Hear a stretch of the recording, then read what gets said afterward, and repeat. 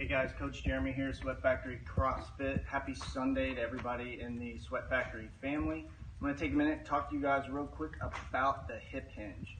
What is the hip hinge, you might ask? Well, the hip hinge is any flexion or extension that originates at the hips that creates a posterior weight shift.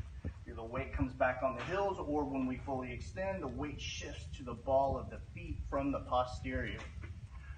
The reason it's important to us as athletes is the foundation of the majority of our movements are core to extremity. And what I mean by that is we generate our power at the core and then we transfer it out to our legs or our arms.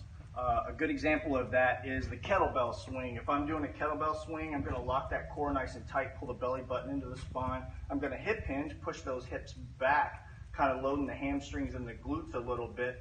And then to complete the swing, I'm going to generate power at that core by driving my hips forward, squeezing the glutes, squeezing the quads, and that's going to transfer that energy into my arms. And I'm going to get that kettlebell overhead. So that's what I mean by core to extremity movement.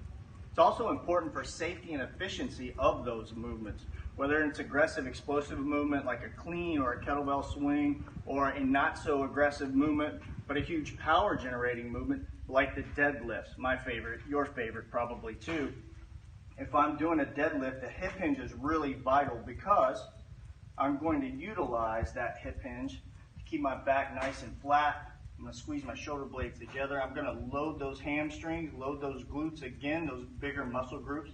And then as I extend forward, extension of those hips, I'm going to release that energy in the glutes and the hamstrings, allowing me to safely bring the weight up off the ground and complete the deadlift. The way we do a hip hinge is just like I showed you guys. If you get your feet in your deadlift or your squat position, and you push those hips back first before the knees ever bend. Keep that back nice and flat, chest is nice and tall, head and neck are nice and neutral. That is a good hip hinge. The way you can test your hip hinge or work on your hip hinge is to back up against the wall, step out about a foot, start the movement at your hips, and push your hips back until your glutes touch the wall. A big key to a good hip hinge, mobility. I know you guys hear us preach it constantly, but mobility, mobility, mobility.